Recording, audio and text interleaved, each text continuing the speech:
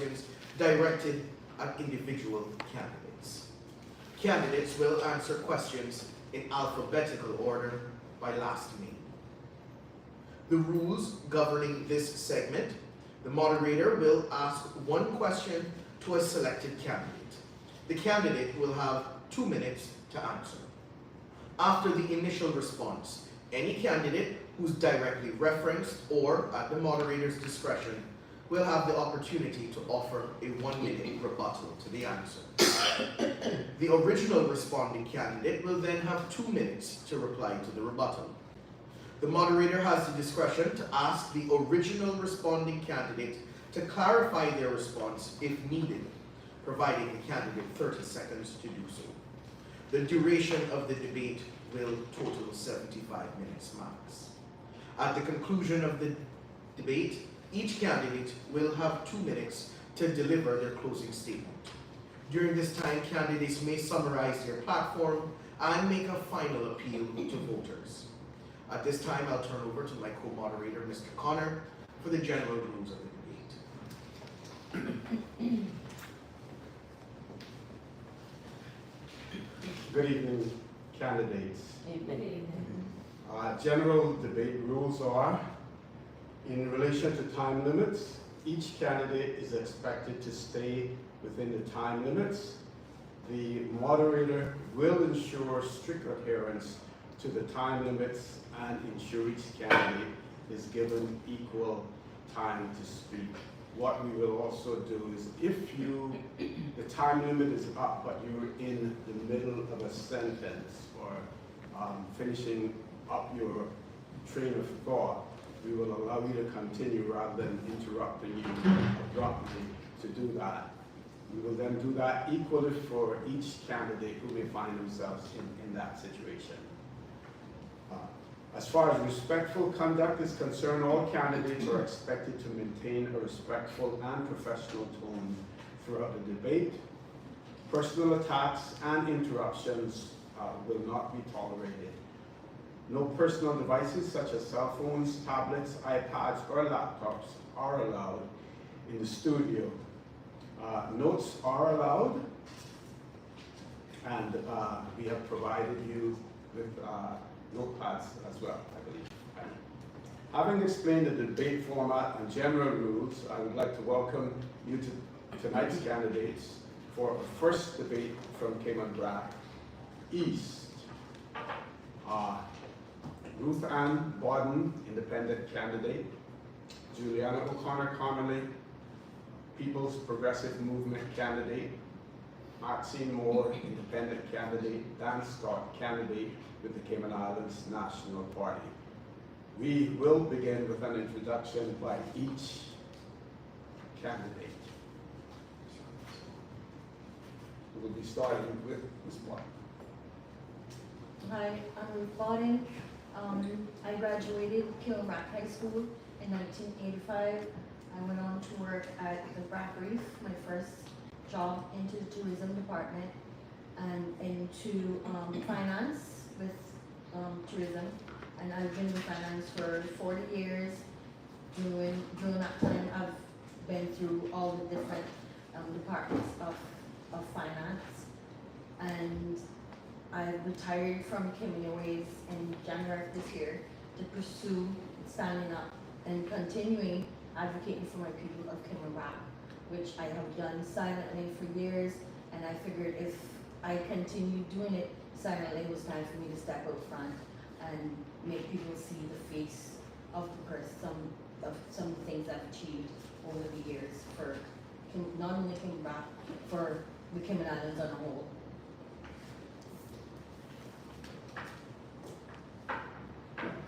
Ms. Juliana? Thank you, Mr. Moderator, and thanks to Radio Cayman. Certainly, most people know me, but in keep compliance with the rules, I was born in Watering Place, Cayman Brac. I have a degree in teaching. I have also a degree in law. I attended St. Leo University, and in fact, I graduated with the highest GPA at that university back in 1979. I also, since then, was nominated the most outstanding alumni from that university. From Cayman Brac High School, now the Layman B, Scott High School, which I was honored to name many years ago after Mr. Lehman Scott, our first principal. I also was nominated most outstanding alumni from that high school as well. I attend the Watch Place Church of God. I'm a lay pastor. I've been in government from 1996 and held a number of positions, including the current position of Premier Minister of Finance, Economic Development, Financial Services, Commerce, Education and District Administration, Lands, Health and Cabinet Office. I've been Deputy Premier twice, I've been Premier twice, I've been Speaker twice, I've been under opposition 2 times, and it's not the best place to end that one, so I'm privileged to have been Minister many more times than opposition, because if you're not around the table, it makes it difficult. Even being around the table with 17 other MPs from Grand Cayman, it's a difficult situation to get funded. There are a number of accomplishments that I've done, too numerous to name right here, and hopefully there'll be another opportunity. My manifesto will go in circulation tomorrow, but to name a few, we've done the adult daycare. It was a tremendous achievement, because for a long time our special needs adults were home and they were not very eager to come out, you know. Thank you, we're now very pleased to do that. We've also put computers in our school and many more wonderful things that often don't get talked about. Thank you. Ms. Moore? Good evening, everyone.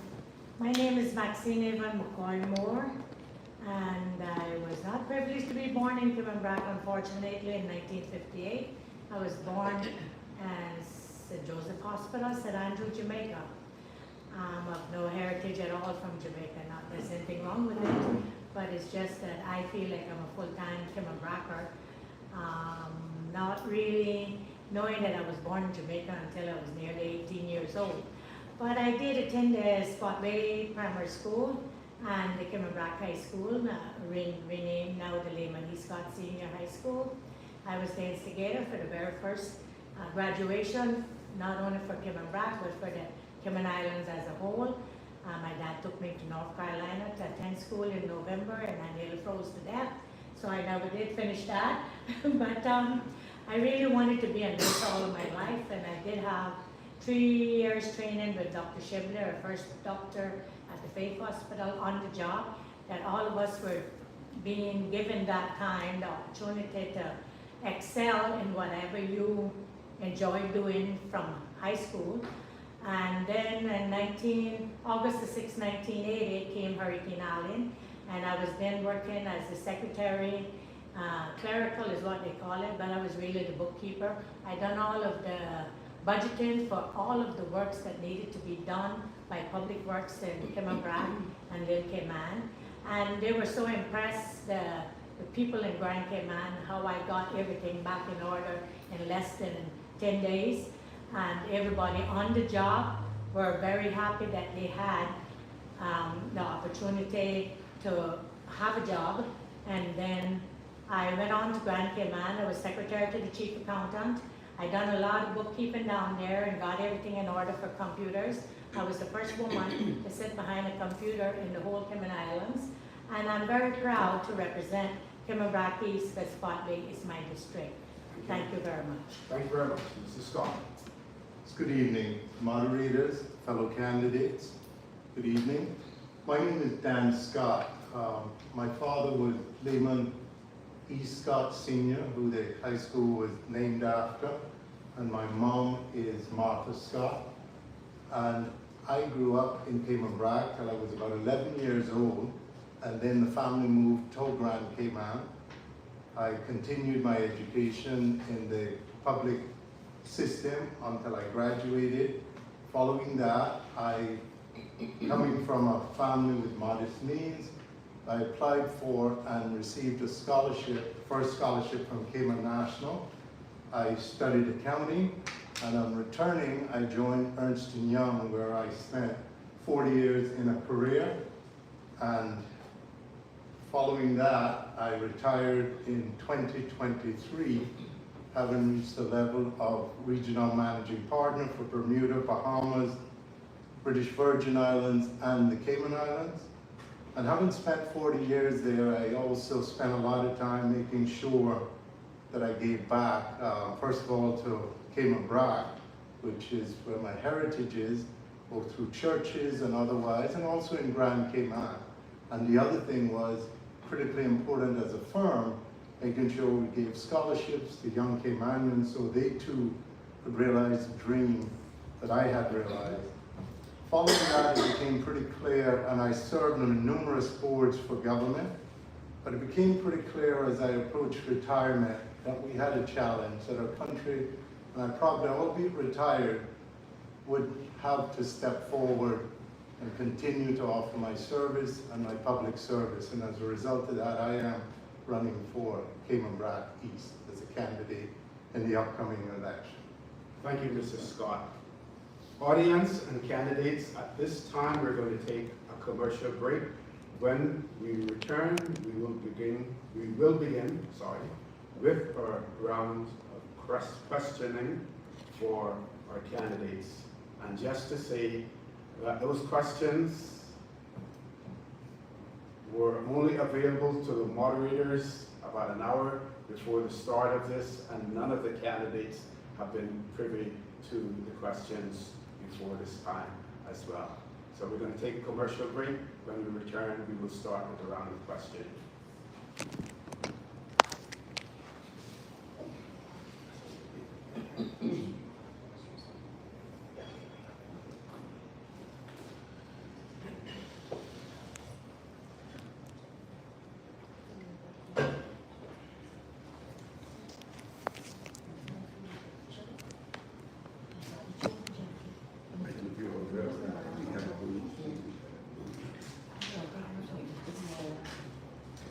Just so everybody's aware that YouTube is still live.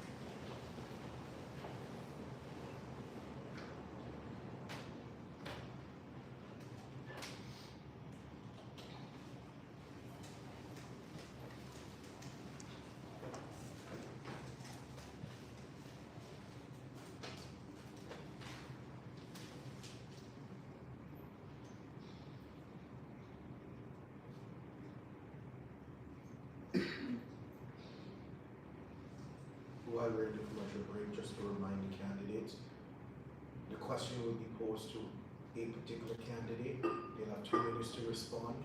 Should you wish to say something, you'll have 1 minute. Then the original responder will then have a 2-minute rebuttal, and that will be the end of it. And then we'll go on to the next question for the next person. So we're going to start with Ms. Bodden, whenever we're back.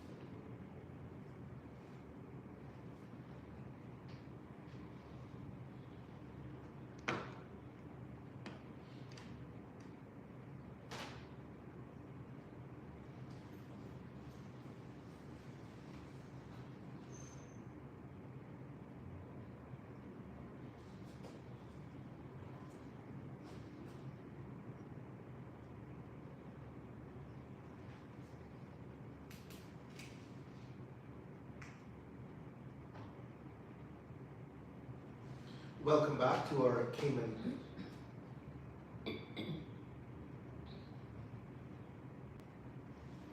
Welcome back to our Cayman Brac East debate. We're going to start with our first round of questions. As mentioned in the first segment, each question will be directed at a particular candidate. They'll have 2 minutes to respond, and should any other candidate wish to respond, they'll have 1 minute, followed by a 2-minute rebuttal for the original responder. We begin with Ms. Bodden. Projects like the proposed Port Zeus Marina have sparked discussion about infrastructure development in Cayman Brac. How do you propose to manage such developments to ensure they benefit the local community without compromising the island's character and environment?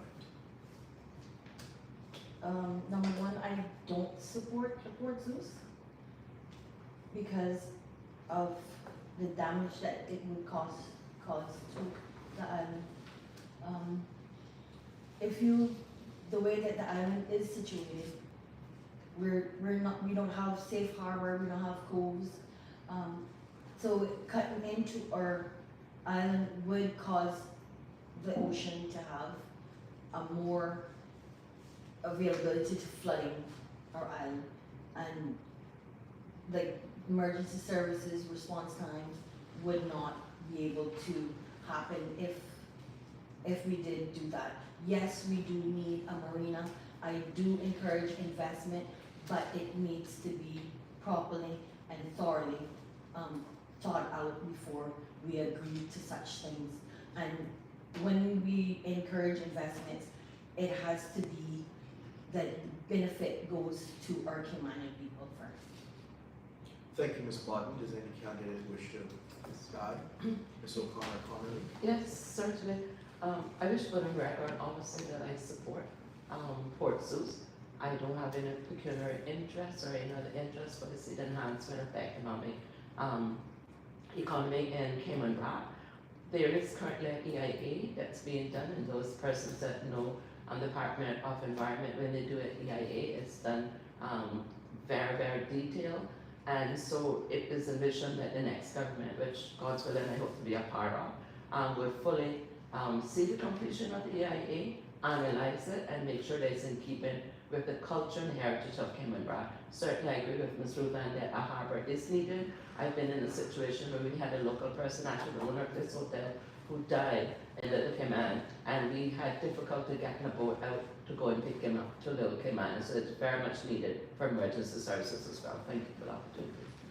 Thank you, Ms. O'Connor Connolly. Does any other candidate wish to address? Yes. Sorry. Ms. Moore? Thank you, Dan. I would like to say that I too support port, but the only thing that I have against the plans that I've seen is that they're gonna cut in straight to near the marketplace, and I feel that that should be put out in the sea, you know, and it can be made out into the sea. And I sure hope and pray that it does give the opportunity, the jobs, the opportunity to Cayman Brac students, especially to graduate from high school, and not just hiring people from overseas just because they have the experience and the paperwork to back them up. That those people should be trained on the job, what to do and how to do it and when to do it. And to me, that would be much better. Thank you so much, Ms. Moore. Mr. Scott? Yes, thank you. My view on it is that it does need to go through the robust EIA process, and I think they've been doing a good job on that.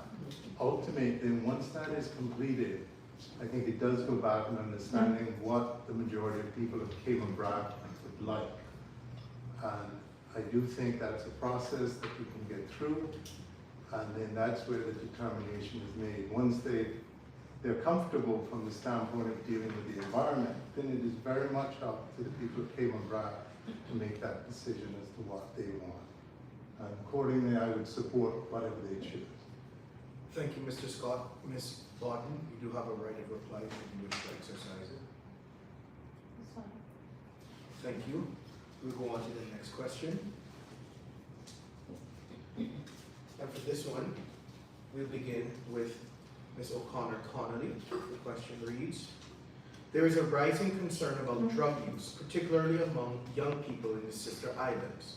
What programs or partnerships would you support to tackle drug abuse at its roots through prevention, education, and rehabilitation? Thank you very much for the question. That is a correct assessment. In fact, it's throughout all the Cayman Islands, including Little Cayman. It's not only hurt to the user, but also to their family members. Having been in for a while, I know what it is for families to call you out, being an attorney, and see what the issues and stuff are.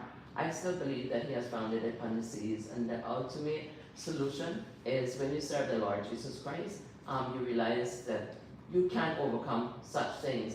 Now I understand that there are some within our community, especially of late, who don't necessarily believe in the power of faith and miracles. I still do, and I'm not ashamed of that. And so the churches have a role to play as they continue with their Sunday schools and in teaching and in supporting, and to be the Samaritan, not walking on the other side when they see persons in drug abuse.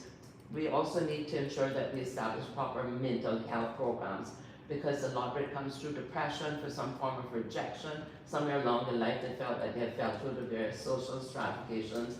And so we need to make them know that they are valued, they're uniquely made. We also have the National Drug Counseling Program, and so they have access to that. Government funds that, and it gives annual grants to that program.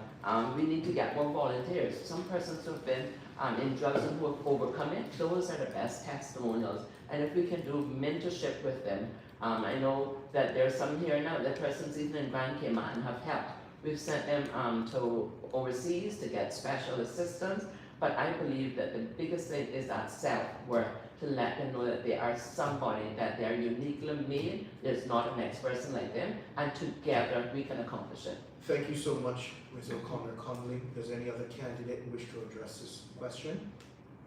Ms. Moore, go ahead. Thank you very much, Ms. Julie. What you said, I quite agree with tremendously on everything that you pointed out. But I personally feel that the drug problem in the Cayman Islands is being treated as a habit. And personally, I feel it's not a habit, it's a disease. And it's a disease that we have to treat not only mentally, but physically too.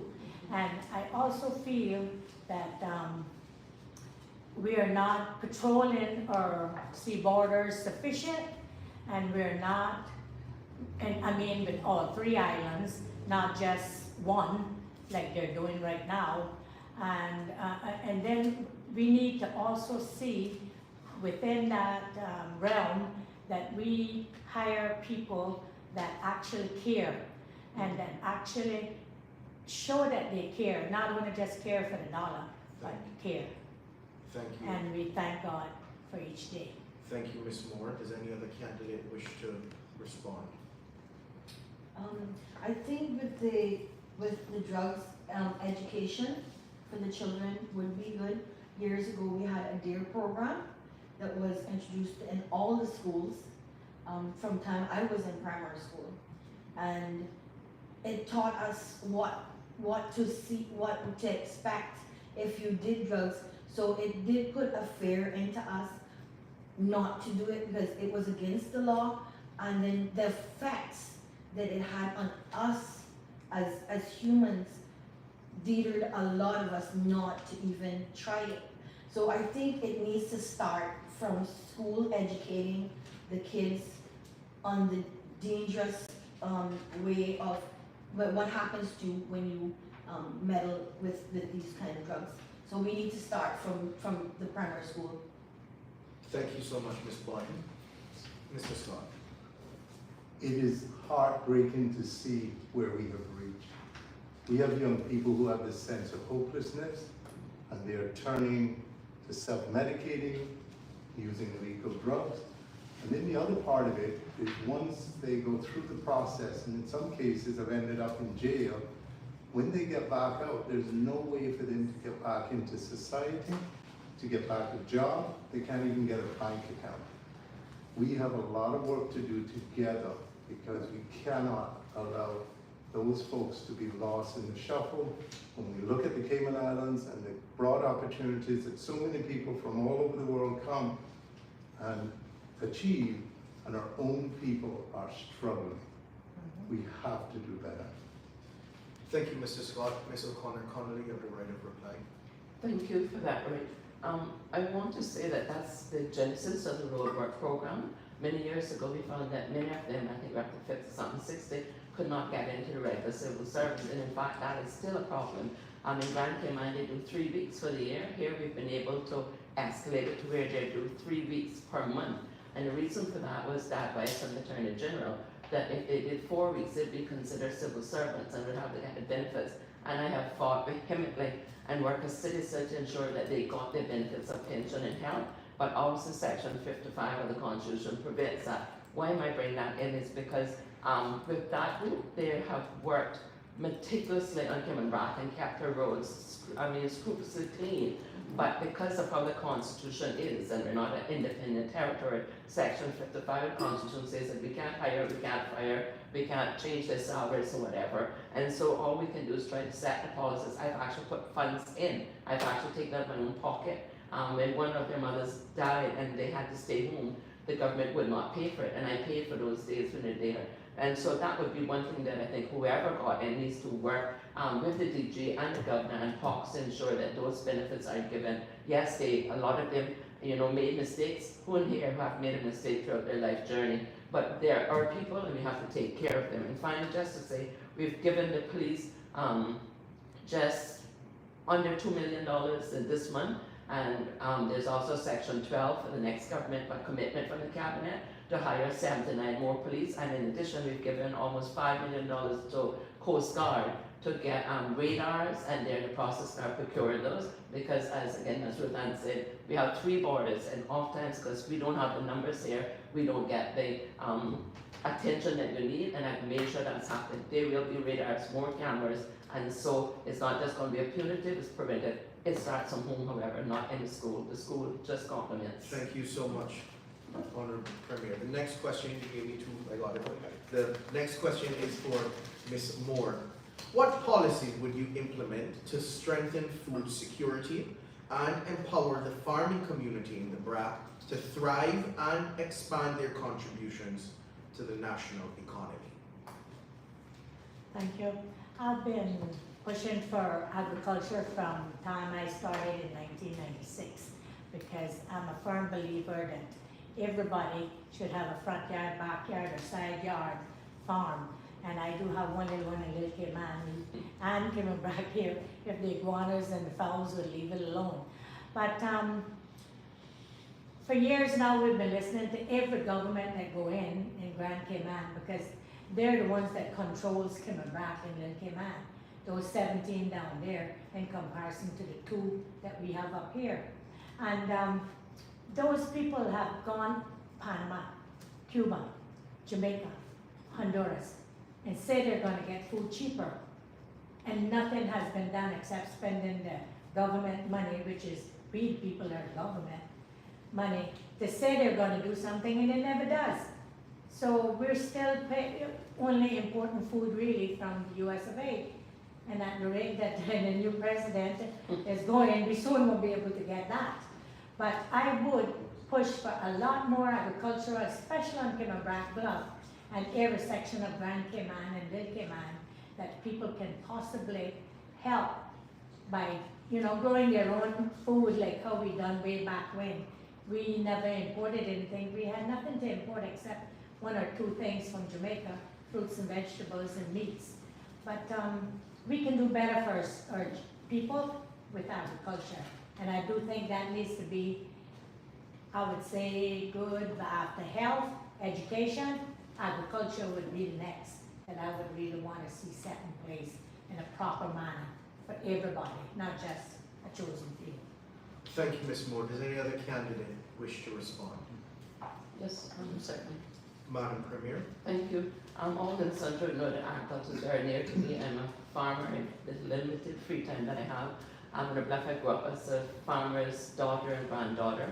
Certainly I think what would help is that we need to, and I've been trying to get this in the current minister have, given undertaking, We need to get an abattoir so that we can get, as we bring in, we give farmers advantage to bring in good livestock from the United States and from Jamaica. But we also now need to take it up a notch so that the supermarkets will be able to take it as well because it's properly graded. We have an inspector already. For years, actually, I started grow what you eat and eat what you grow in backyard farming, and not just backyard, but especially with what's happening in the United States now with the tariffs that are going on.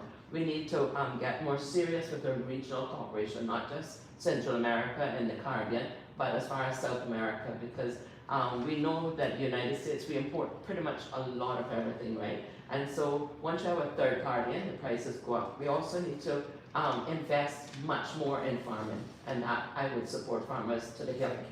National security is what we need as well. Thank you so much, Mr. Connolly. Does any other candidate wish to respond? I'm also a backyard farmer, so to Ms. Maxine, to help with the chickens, to beat that, you cage them up. So that's how I've taken care of that problem, and now I get my own eggs, but I don't eat them, so I just give them away to people that need them. But I do support agriculture, and we do need a full-time veterinary officer here, because this weekend alone, we had someone wanted to butcher a pig and a cow a weekend before, and there was no one here to sign off on that. So we do need to bring that back home here, and maybe bringing in more produce from overseas until we can get our own people here into more farming. But I do support that. I grew up with my grandparents doing it. I've chased cows on early Saturday morning up the bluff. I wouldn't do it again at my age, but it was something we look forward to every morning, real early to do, and it did help in the community when we did our own farming here at home. Thank you so much, Ms. Bodden. Mr. Scott, do you wish to? Yes, thank you. I think one of the key things as well is we need to make sure that Cayman Brac gets the same opportunity as Grand Cayman. For example, when they bring in livestock, we're always an afterthought. We need to change that, including the transportation over here, because it's quite costly for the farmers. The other thing I do think is really important is working closer with our neighbors in the region and trying to figure out, we need to solve for that, starting wherever others have done. And then the other final part is around ensuring that we're utilizing technology, aquaponics, hydroponics, container farming. Further, I would say that we also need to be able to subsidize our farmers. They start a crop, the wind comes in, it blows it down. They need to be guaranteed, even as they start, if midstream that happens, that they're still paid for that crop. Because farming is a tough thing, but it is a very important thing. Thank you, Mr. Scott. Ms. Moore, you do have the right to reply, should you wish to respond. Just to tell her, say I did try to cage him up, but it kicked me too much. So I never did caught him. Thank you. We'll go to our last question for this round of questions, and that question is to Mr. Scott. What innovative strategies will you champion to diversify the Cayman Brac economy? Thank you for that question. The Cayman Brac economy is one that really we need to bring more private sector jobs to the Brac. And one of the areas there which I would look to do is to bring more financial services job to Cayman Brac. The beauty about what we have now in the world that we live in is one can work remotely, starting with folks from home. And the idea here is sort of to bring back Cayman Bracers to Cayman Brac. They all miss Cayman Brac dearly and would love to be back.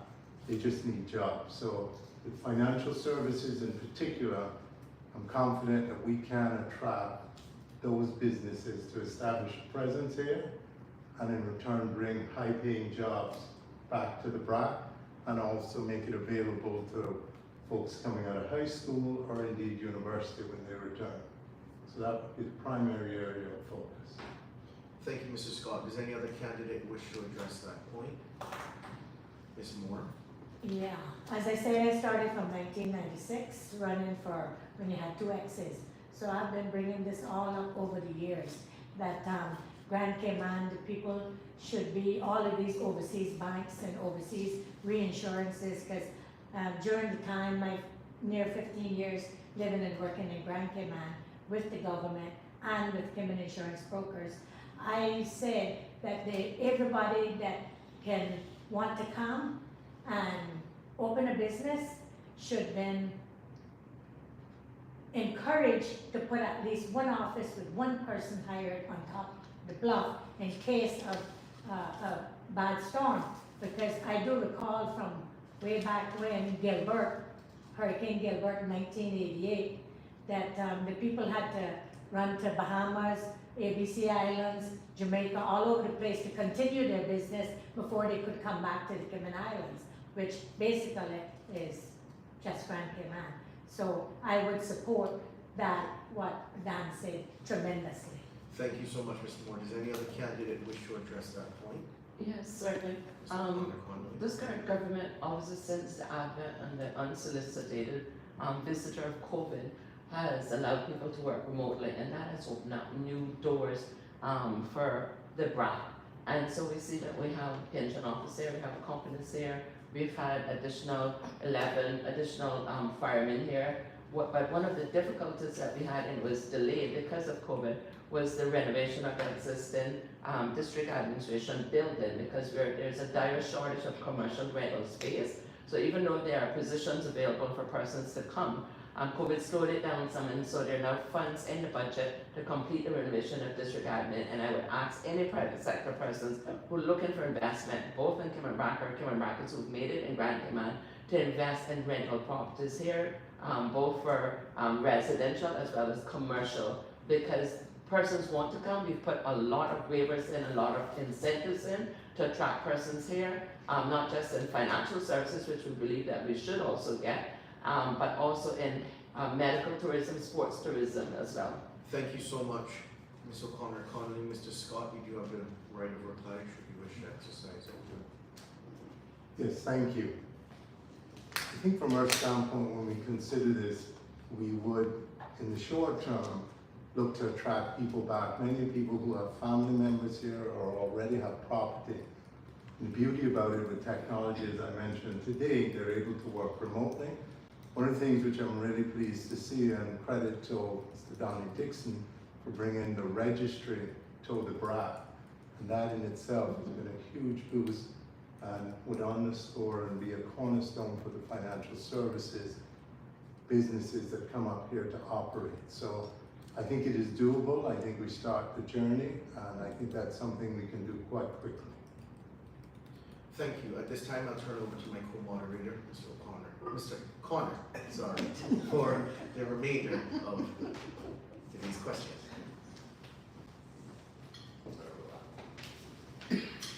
That's okay, Chair, but I don't even look Irish. Okay. So this begins our second round, and we will start with you, Ms. Bodden. Do you believe the current number of officers assigned to the sister islands is adequate? If not, what specific budgetary or policy proposals would you champion to increase recruitment and retention of officers? Are you talking of police? Yes. Well, growing up, I was raised by 2 police officers. My mom was Cayman Brac's first policewoman. They worked under Miss Juliana's dad, Mr. Clemens. And at that time, there were 12 police officers. It's now 2025, and we have 9. So my question is the crime in the BRAC decreased, or are we undermanned? And I think it is, we are undermanned. Our officers need to be cross-trained, because whenever there is an issue, we have to get officers flown from Grand Cayman to come over here to deal with our problems. So some of the funding that they were given the other day needs to go towards the BRAC getting at least 12 to 16 officers so that they could be able to rotate for vacation days and sick time and other functions. Does any other candidate wish to Yes. respond to that? Definitely. Being a daughter, as Ruth said, of a policeman who actually came out during the days we had to stay at the Creek Police Station. I've advocated, we had 12. I think the perfect number for the BRAC is 16, and I believe Little Cayman should have 4. And as I indicated, we gave, and you would see in the preview that it's been so politicized because persons have really taken a deep dive. We've given Commissioner of Police some $10 million to get his extra. He came to us, made an excellent presentation, and he happens to be a Cayman Bracer. So if we don't get an increase now, then the chances are almost next to nil. Various commissioners took different views, Mr. Moderator, they felt that our numbers and our demographic did not justify it. We're completely opposed to that because we know where a lot of the drugs are coming from. Cayman Brac is the first stop. Little Cayman is not on the radar, there's 2 police, and so it's undersubscribed with police. Not only have we supported it, but we've given him the money to go and hire with the condition, as you know, of staying in operation, what's in it for Cayman Brac. And that will continue to be my modus operandi. Thank you very much. Any other candidate?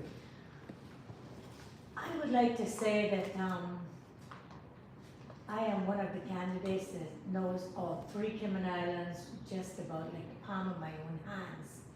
And as I see it in Little Cayman, raising up between the 2 islands all my life, that they don't give the police officers the jobs I see them doing up here and the jobs I see them doing in Grand, they're not doing in Little. Like for example, inspecting vehicles, we have to wait every 2 weeks now before it go once a month in Little Cayman.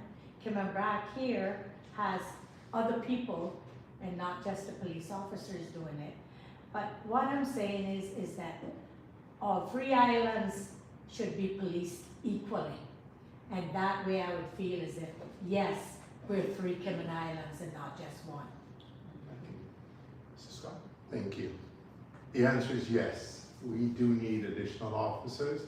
We also need additional technology to be able to manage our borders. In many cases, Cayman Brac and Little Cayman are the first points of contact coming in. And then the other thing I would say is that we need our officers to also integrate into the community and understand the community. Because the best form of policing comes from the public and the intelligence that they gather. And historically, when we've had Cayman Bracers as police officers, that has made such a difference. So the answer is yes, but I think it's even broader than just numbers. Ms. Bodden, you have a right of response if you so wish. With the policing, we do need our own Coast Guard base. I was the one that was instrumental in the creation of the original Cayman Islands Coast Guard.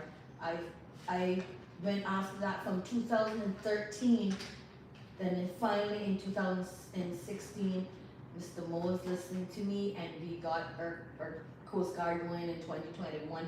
It was officially itself.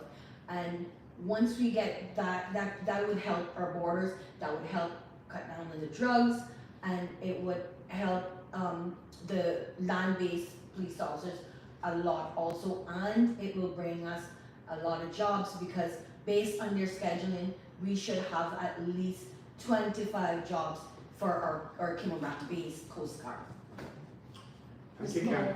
Moderator, can I just, on a point of elucidation, but there is, we have given a property for that. Yeah, but you can include it in Okay. your next response, Ms. Thank you. Connolly. As a matter of fact, the next question is to you, so you'll get to continue from there.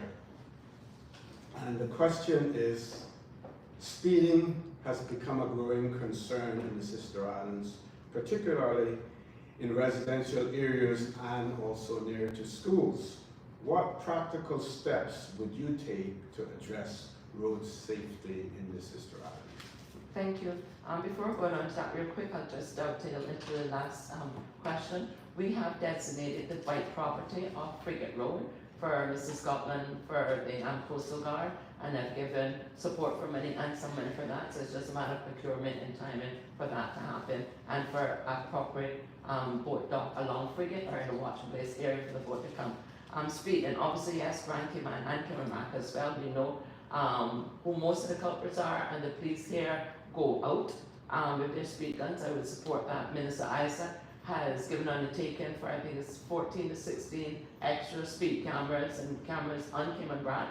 The Commissioner of Police have worked with them to show the best locations for them.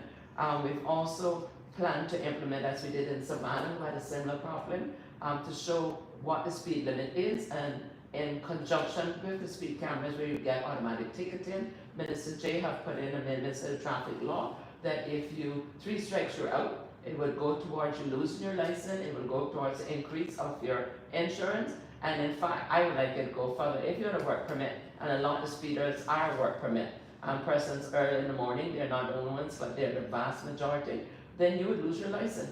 Simple as that. It should be a zero tolerance. We've had 2-minute deaths on the street and 2-minute persons who've lost their quality of life as a result of speeders. We'd also ensure that there are proper crosswalks, and Minister J has undertaken to do those within this year. Obviously, there's an election, but there's budgetary funds for that to continue in Cayman Brac, as has been done in some of the districts.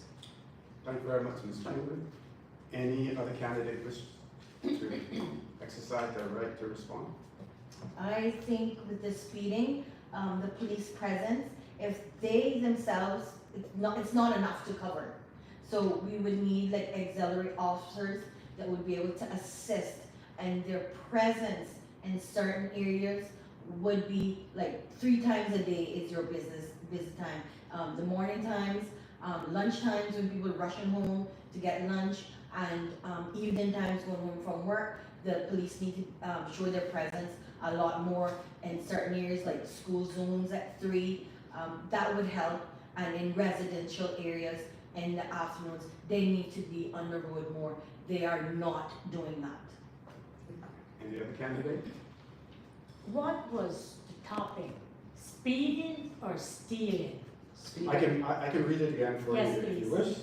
Speeding has become a growing concern in the Sister Islands, particularly in residential areas and near schools. What practical steps would you take to address road safety? There's a lot of things you could address, but I would like to start by saying that we need to clamp down, because believe you me, it's not in the daytime that I see the problem in Spot Bay. It is at night, when you're in your bed sleeping. Man, when they fly across my house, you think they're Max 8, or better yet, the BA that comes from England. They're going so fast, and Conway Town is right up along the road. They're going east flying and coming back flying. So they need to understand that as they hit a certain place, whether there's a police officer there or not, a camera will be there, and there will be picked up. And they will come to the house instead of the police chasing them, making them get in an accident and dying. Then it's best for them to get the license plate and go straight to their house. Thank you. Mr. Scott? Yes, sir. There's no question that when people sit behind the wheel of an automobile, they can turn it into a deadly weapon. And speeding does that. We're seeing too many traffic fatalities, too many injuries, and the whole idea to utilize cameras and indeed enforcement, and added to all that, the consequences for doing so, in particular people who are on work permits, we should not allow them to come to our country and put at risk our loved ones. We should start to have zero tolerance for this and make it very clear, if that is what you're here to do, we're not going to welcome you. So I think there's no question we need to deal with it, and through things such as technology like cameras will help us be able to do that quite quickly. Mr. Connolly, you have the right of response, final response. Thank you for the opportunity. Just wish to reiterate, Mr. Moderator, that Minister Isaac does have the funding, and it's a matter of procurement to get it done. Obviously, there are other districts as well, so you compete against that, but he has a commitment. He was here visiting. I do believe that our police are stretched. They have a lot of responsibility, but they do go out, and I've been around long enough to know that when we did have police here who made it their business to just do speeding, the population here called the Grand Cayman and asked for the police to be removed. So it has to be a balance. Persons need to understand that even if it's not their family's been affected, it could be somebody's child or grandchild or just a human being. And so I strongly advocate for the expedition of the cameras to be installed as soon as possible once it go through procurement possibilities, and for enforcement to be done. It doesn't matter who you are. You could be from the lower echelons or it could be the top 5 families. It should be an equal level playing field for all. Okay, this next question is directed firstly towards you. Considering the environmental sensitivity of Little Cayman and recent development proposals, how would you balance the need for development with the need for environmental sustainability in preserving the islands, that is Little Cayman's, or the islands' natural habitats and biodiversity? Sort of long, but if you want me to repeat it, I can. It's a very good question, and it can be answered in many, many ways. But I would like to say, you're referring to Little Cayman or Yes. both islands? Little Cayman, that's Little Cayman. specifically. The first thing that I see that needs to be done there environmentally is for the people to be treated like people, whether they're Caymanians or not Caymanians. And with that, we need a resident doctor. Definitely, telephone doctoring does not work, right? We also need a proper airport that has lights on it. They've been talking about this from the time I was a little girl, 1977. They put in a plan and nothing has been done to date. When it comes to environmentally around Little Cayman, they need it to be patrolled a whole lot more. There's a lot of open spaces there that anybody can come in and do as they feel like. I really don't wish to see anything built tremendously there to be a concrete jungle, but at the same time, we must take care of not only the animals like we're doing now, but the people must come first. And not only Caymanian people, but the whole entire island is a diverse set of people from all over the world. Environmentally, we need a whole lot done in Little Cayman. And every one of those ministers in Grand should be visiting both of these islands, not only just for the environment, but to find out exactly what needs to be done. In fact, some of them in there for years, you don't see them at all. So, I would really like to see them stop killing the cats. And that way the rats will stop eating us out. Because when they put the rat poison, you know what happened then? It killed 2 of my dogs. I had 3.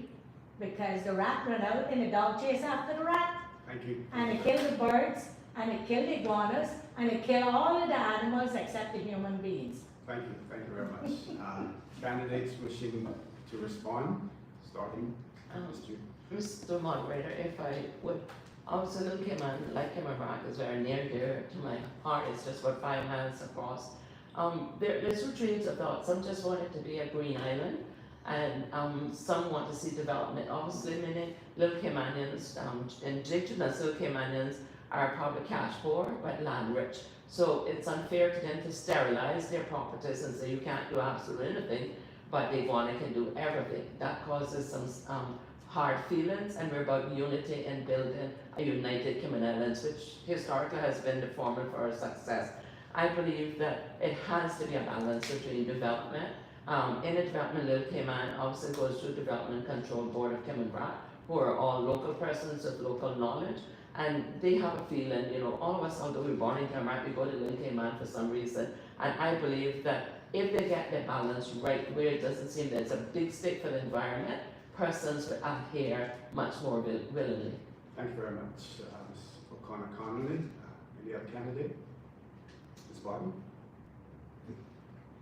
Mr. Scott? Yes, thank you. Little Cayman, like each of the other 3 islands, is very, very unique. It does need balance. The reality is we cannot simply have people imposing what they deem to be international standards on our people. We have to ask Caymanian or the Little Caymanian people how do we create that balance? And the truth has been, is they've done a great deal towards preserving it, far more than the newcomers. But it always feels as if we're waiting for somebody else to come and tell us what to do. So my thing is that we need to engage those people in Little Cayman who've been there a long time and understand what do they need to do. Critically important that we do protect the iguanas, and we can do both.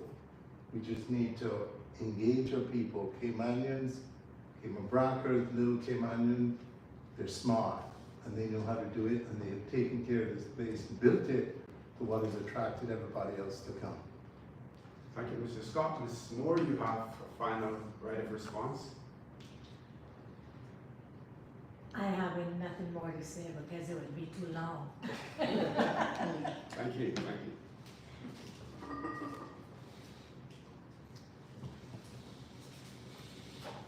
Mr. Scott, this question is directed to you. It's in regards to employment. What groundbreaking initiatives will you propose to create sustainable job opportunities for Cayman Brac residents in emerging industries? Thank you for the question. As I mentioned earlier, obviously there is the financial services industry. Added to that is technology, which is not only coming, but it is here for us. And indeed, many of our youngsters, that's an area I think they would benefit from. Part and parcel of that is the knock-on effect as you do get families returning to the Brac. You will find that things such as construction of homes and whatnot, and opportunities for young Caymanians coming out and taking up things, whether it is electricians, carpenters, masons. And that was one of the things that we had back in the days when you had Mr. Eddie Scott at the high school. The people who came out from there learned those skills and built those skills, and are today are contractors in Cayman Brac. So when we look at it holistically, we have the opportunity to bring financial services jobs here, but also to bring technology jobs to Cayman Brac as well. So I look forward to being able to do that and provide opportunities for Bracers coming back home, but also for folks coming out of high school and out of university. Okay, any other candidate wishes to respond? Every year we have kids that graduates from school, and we'll see maybe 3 that is not part of the honor roll getting awards, and they're sitting there. Our problem is from time they hit year 6, we should know whether that child will be doctor, lawyer, accountant, and we should start targeting them to enter trade school. So we need a trade school to help them. That way they can get jobs into electrical, plumbing, something else. Because what is happening, they're being left on the side. So they're not getting jobs. And then we've lost, where we controlled our finances in Iraq, we have lost that. So we've lost jobs where Grand Cayman pays for everything for us. If you go to NAU for help, oh, we gotta call Cayman and get that approved first. So it's like we're restricted. So that those jobs have been removed from us here. So once we get that back, we get jobs back. Thank you very much. Anyone else? Certainly, that's where the new high school comes in. It is value for money, and that is not just in a brick and a mortar, but it's having a vision not just for today, but into the future, so that we can train. And then once person take a deep dive into the new high school, they'll see that the additional curriculum and the infrastructure not going to provide a first complete SE and special education needs, where some of those persons may not have the academic capacity, but they're excellent with their hands. And we also see that as a result of moving that to the buffer, many other reasons I don't have the time here to explain, but the current Lebanese Scott High School campus, the vision for that is to complement the new high school, where public works, and we know that from 1 to 4 because of the heat, it's diminishing returns. They would be involved what we call P program, mechanical, electrical, and plumbing, where they would go and upskill there. But it would also offer the possibilities for hospitality schooling, for diversification of medical tourism. We have little space for the nursing program in Grand Cayman. We have the Iron Forest, so we can expand there. The Cayman Brac campus allows the perfect example, because we have a hospital here that we can do medical training as well. Time don't permit me to continue, but there's much, much more. Thank you, thank you. Ms. Moore? I'm really, really happy to hear that, because I've been boasting to people that would, what's the word? Complaining to me all over Grand Cayman every time I go there. Oh, you're wasting 60 million on school. No, we ain't. I say it's not gonna cost 60 million, it'll probably cost 150 million, because we're gonna put dorm school, we're gonna put trade school, we're gonna put, training our children is the most important thing that we're missing right now. Right now, they come out of high school and no one place for them to go straight to the bar room or up in a cave to do something they ain't supposed to be doing. So, to me, education is the key to life, right? And God gave us all common sense. So if we build a good trade school, a good dorm school, a good high school, and instead of the UCCI being rented from somebody to build it, we get a good up-to-date university, and the children in Grand Cayman can come up here and learn a trade, right? And they will then learn they have 3 islands, not just 1, 2. I can't forget to keep saying that. Thank you. Mr. Scott, do you wish to exercise your right of response? Yes, yes, I do. Thank you. I think starting point is that we do need to recognize, and we talk all too often about the difference between technical and vocational and academic. And one of the things I think is really important for us to do is to bring them together. One is not better than the other. One is not more important than the other. And so when we are developing facilities, we need to make sure that they're all at the same high quality table. Now I have a question, and I'm not convinced on the question of value for money, and so that is the other thing that we do need to make sure we are doing. Because there's no question that we do need a new school, we need a lot more infrastructure than just a school, but it remains the question as to whether it's value for money. And the second question is, how do we make sure when we're spending the kind of money we're spending to build this school, that we have more Cayman Brackers getting jobs to be able to do so. So I think those are the things that are critically important as we look at this. Thank you. Thank you all very much. I'm going to turn it back over to my co-moderator, Mr. Chair, please. Thank you, Mr. Corner. We've now entered our last round of questions, and this question goes to Ms. Bodden. What actions do you think can be taken to resolve the affordable housing crisis in the Sister Islands? Right now, the problem with the affordable housing crisis is we can't find contractors that is willing to give a proper rate per square foot. Because based on what is out there, $200 a square foot, and a home costing $300,000, you must well try to go to the bank, because that is not affordable housing, not at that rate per square foot. So to resolve that, we would have to probably create our own construction company to be able to build affordable housing instead of looking out there in the market, because the market for that is not feasible at this time. Because it's either $200,000 to $550, sorry, $200 a square foot to $550 a square foot. You can't build a home for that. You'll have to live in a shipping container on a piece of property, but not a house. So we would have to, government would have to create its own construction company to be able to meet that system, because nobody's working with the program. Does any other candidate wish to respond? Yes, absolutely, if I may, Mr. Moderator. What Ruth Ann says is exactly what's happening. I've put an extra $1 million into the affordable housing system over here to get homes, and it's been like pulling teeth. We've been out several times to get bids, and it's ranged from $200,000 a house to 460 something, 85,000 for a house. So basically, we were finally able to sign off for 4 to local persons here to build at the Spot Bay area, where we purchased land, five house spots, probably about 2 ministries ago when I was in charge. What we have also done, we've acquired property throughout Cayman Brac and some in Little Cayman next now to the Public Works building, so that we can offer affordable housing to them. And so we put the equity of the property in, but that's still not enough with the bids that have come back in to build these homes. So what I've just had to do, I've just injected another $600,000 about 2 weeks ago into the affordable homes so we could sign off for the 4 homes to be built. And government is now also subsidizing over and above affordability gap.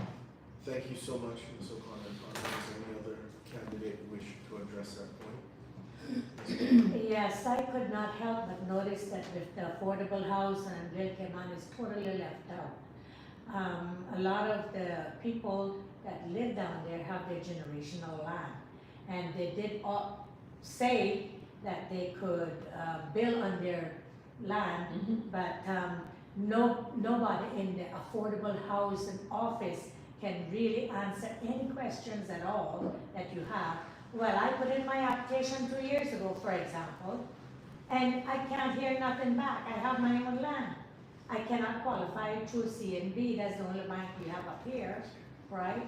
So where does that leave the Cayman Brac people that live in Little Cayman? Because there's really and truly not any more Little Caymanians left Little Cayman, and that includes me, because I'm from Spot Bay, right?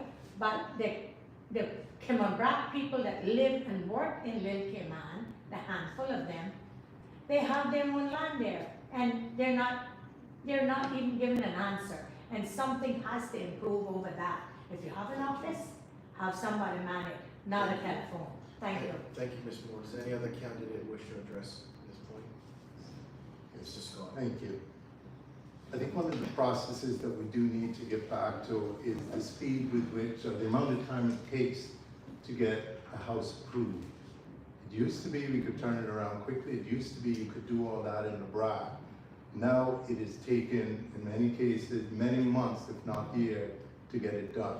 That in itself puts contractors in a difficult position for them to give fixed prices, in particular when you're dealing with things such as the new tariffs and whatnot. That makes it difficult. The other thing I think we need to look at is the whole question of indigent. Some is affordable homes, but we do need indigent housing, which I would say is going to have to be built and managed by government.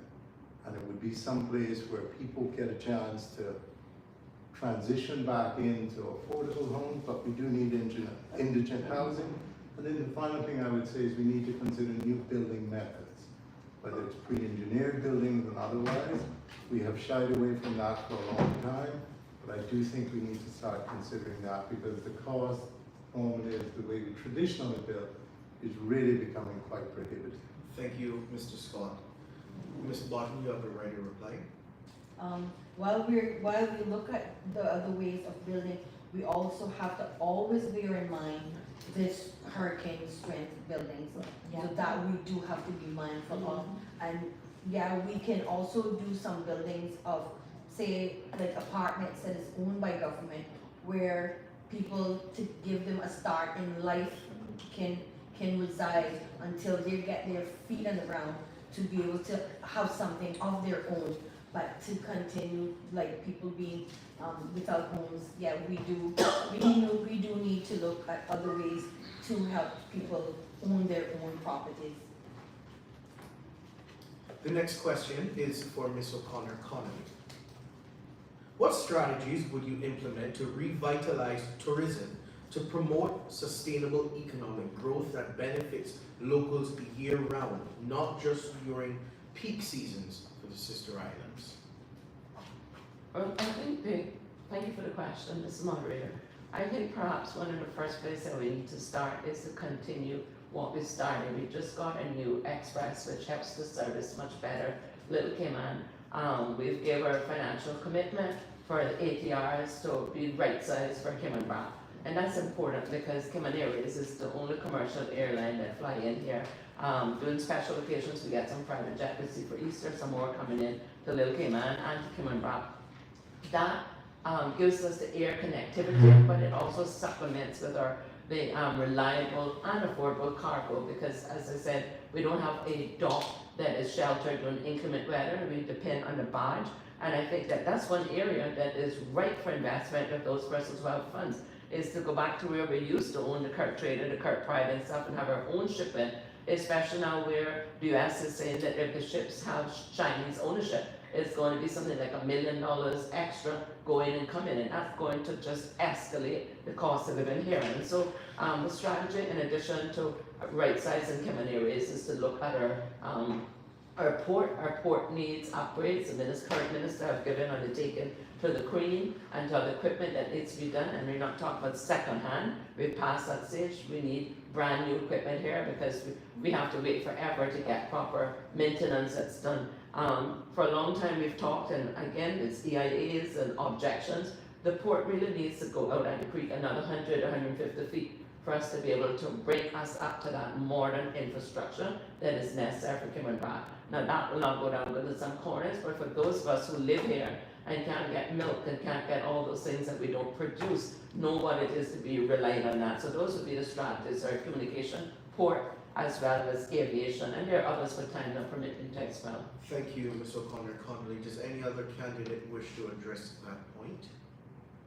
With the tourism, the new school, we can use that to also boost our tourism by promoting sports tourism, because we have a great facility on top of the Brac, where we have a state-of-the-art pool, which are Mr. Crooks swimming, and we have a great track and field that we can also promote for that. And medical tourism, based on the equipment that the new school is going to have, we can facilitate that.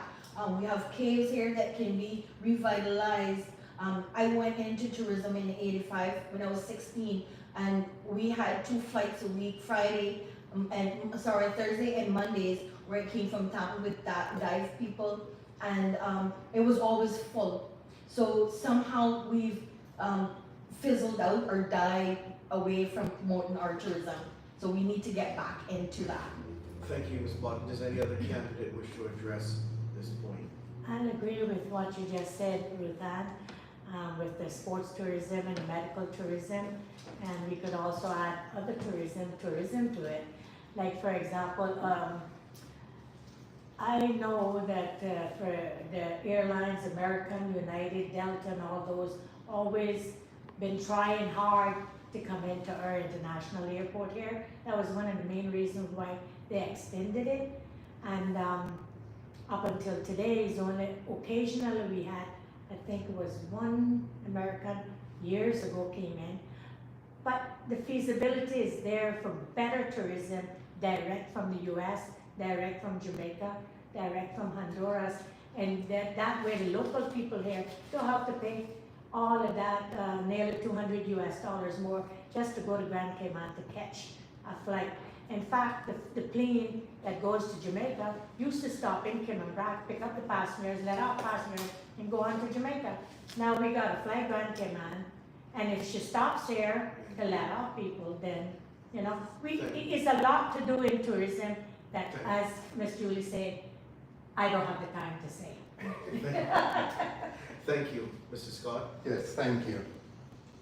The fundamental question that I have again around tourism, when I look at the tourism product in Cayman Brac and in Little Cayman, where are our Cayman Brackers and Little Caymanians who traditionally worked in tourism and drove what the product was, and they were the ones that brought people back to the island.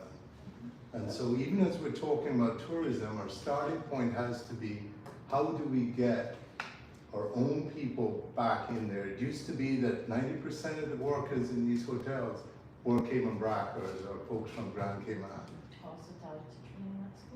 We got to get back to it. But part of it is, I don't even think it's hospitality training, it's the desire to do it, to engage young people, to bring them in, and to pay them well to do it. So I think that's one of the critical things that we need to focus on, not just in the Brac and in Little, but in the entire Cayman Islands. Get our people back into that. Thank you. Ms. O'Connor, Connolly, you have the right to reply. Thank you. As we spoke earlier, and I fully agree, sport tourism, and that's what we've been working on. In fact, we have the funds in for the International Mondo track. We're waiting for the curb and contract procurement to be completed under BLUP. Mondo has the funds, all that procedure has been done. For that, sports tourism is a way to go. The new high school has a basketball court. Most people don't understand, but my cousin Charlie Tatum from Sport Day, his son is the deputy commissioner for basketball in the States, and that's something we need to roll in the equity on, you know. And so, yes, it won't be Lakers basketball court, but it'll be one where in the winter season, they can come down. There's accommodation there, there's accommodation, more upscale accommodation for that. And I also want to say that scheduling for Cayman Airways, I used to be a director for Cayman Airways for 11 plus years. In fact, I was a legal advisor there with the acquisition of planes. We need to look for more direct flights. As Maxine said, we now have the Saturn flight, but we need to look at Tampa direct, we need to look at Jamaica direct in particular. Those are the most popular and most profitable ones, especially as we look for regional food security. We get a lot of it from Jamaica, and we can also look back at Rotan, rather than going through La Ceiba, which has a high crime rate. Most of the person here are from the Bay Islands, and so I think we need to look at that. It would be lovely to have a direct flight come through from Panama as well. So I think those are low-hanging fruits that the next government can do. It means that we may have to subsidize Cayman Airways to make sure that we can get those started up, give them 6 to 9 months to make it profitable, or at least at cost, and it can be done. Thank you. That concludes our round of debate. We are running low on time, but I do want to give each candidate the opportunity to give closing statements. So we start this time from the right side and move our way back, and we'll begin with you, Mr. Scott. Well, I'd like to thank Radio Cayman, the moderators, my fellow candidate, and most importantly, the people of Cayman Brac East who are listening. As we heard this evening, there are many views on how we move forward. But this election is not about promises. It's about priorities. I want to be clear about mine. My priority are you, the people of Cayman Brac East, the working families, the young people with no opportunities, and elderly who have too often been neglected. I am not a career politician. I am a servant leader.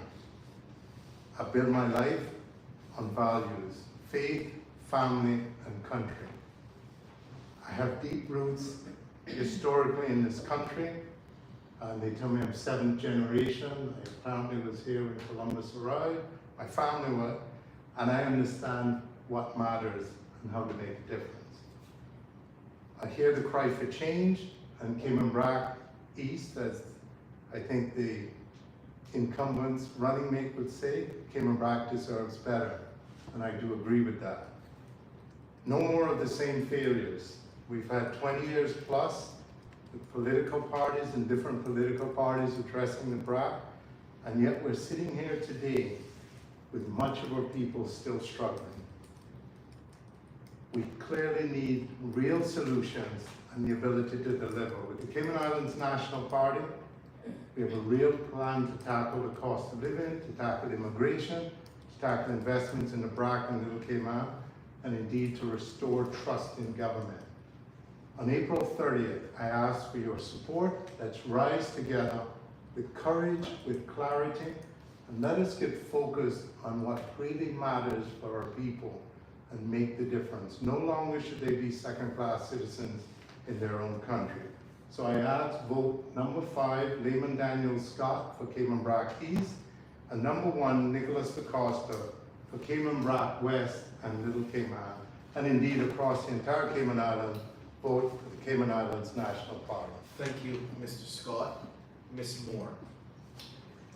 Thank you, Radio Cayman, for finding the time and coming to Cayman Brac to do this show for us. And I'm really happy to be here. A lot of Cayman Brackers are wondering why I am not running for Little Cayman and West, Cayman Brac West this year. I truly believe that we should be one people, not split in two. And once elected, I will try my endeavor best to make it one election, people, and not Cayman Brac split in half. And we had that all our life. We don't need it to continue it. By now, the people say I got a PhD. The P stands for praising God and persevering for future generations. The H stands for health and education prioritization. And the D means I am determined to get it all done in 4 years, not a lifetime. Now, I am running for Cayman Brac East because Spot Bay is my district, and since one man, one vote, I did not give my people there the opportunity to vote for me like I did when we could do 2 X's. So I'm giving them the opportunity now, and this will be my last term if they do not vote me in this time. Because when this is finished, I'll be trucking 71 with God spare life, and I do intend to enjoy my retirement fully, right? So I'm asking the people of Cayman Brac to give me a chance to show you what I mean from 1996. For those folks that saved all of my manifestos, if you have copies, the hurricanes over the years destroyed them all. They didn't have computers then, so they're all in your brain. But I am the right one. Vote for number 4, Maxine, Avon, McCoy, Moore, Cayman Brac East. Thank you. Thank you, Ms. Moore. Mrs. Juliana O'Connor Connolly. Thank you once again, Ms. Moderator. Thanks, Radio Cayman, which is no secret. My favorite radio station. That's the reason why I gave you guys almost $4 million to get on this deal, to be competitive, because it's a radio station who actually puts out the truth without being paid by remote workers. Having said that, I want to also thank all of the people of Cayman Brac and Little Cayman, because before we had this nonsense, which we did not support, one man, one vote, I had the privilege and honor of representing both islands. In particular, this time under the change with the 2009 Constitution amended later on by Sir Avon, I've now representing Cayman Brac East. I want to especially thank the people of Cayman Brac East for asking me to come out of what I had planned for retirement to come and represent them.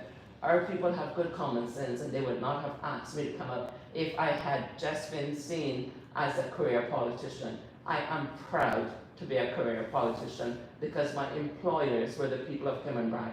I too had the choice of being a partner at Bodden law firm. I gave that up to work full time. I did not go and make a fortune, then come back to take it off on my bucket as one of the things to do. The people of Cayman Brac have employed me. They had a right every 4 years to fire me. They've chosen not to do that, and I have every confidence that they won't do that in this election. I thank Almighty God because He gave me the marching orders. Exodus 14:14. I, the Lord, will fight for you. Hold your peace. And I've held my peace for so much nonsense, but I had to make that response about career politician. I am proud to be a servant leader of the people of Cayman Brac. Thank you. And finally, but not least, Ms. Bodden. Thank you, Radio Cayman, for giving us this opportunity. And thank you, candidates from Cayman Brac East, for also being here tonight. I am patriotic Caymanan first, and a real patriotic Bracker. For years, I have fought for things for the Cayman Islands, and mostly for Cayman Brac. I've stood and asked for help for many things. When I saw things needed to be done, I knew who to pick up the phone and call and say, look, let's fix this. So I've had enough years of thinking about that. So for the last 8 years, I've contemplated, let's step out, let's be the forefront of everything, get it done. My mom was from Spot Bay, my dad was from Water Place. I was born here, I was raised here, and I feel it. I came home every weekend so that I could be here. So I've grown it, I've felt it, and I know what my people need. So it's time for a new phase and change. So on April the 30th, vote your number 1 candidate, Cayman Brac East, Ruth Bodden. Thank you, Ms. Bodden. And that ends our first debate for tonight. For our second segment, we will welcome candidates from Cayman Brac West and Little Cayman, Mr. Nicholas DeCosta representing the Cayman Islands National Party, and Mr. Lonnie Timmins, the PPM candidate. We'll have more on that in just a little bit. We want to also say thank you to our debate sponsors, Subway, Reflections, Enterprise Cayman, Yum, UCCI, and Winner's Circle. We'll have the second debate right after this. Don't go anywhere.